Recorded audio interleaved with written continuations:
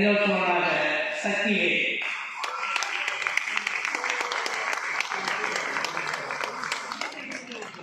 சிறப்பு சிறுவனாக முக்கிய பெருவழி.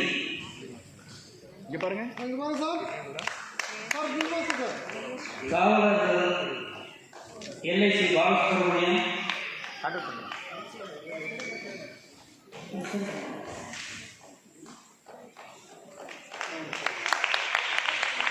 காவலர்கள் சார்பாக எங்கள் உதவி புரிந்த தங்கபாண்டியர்கள்,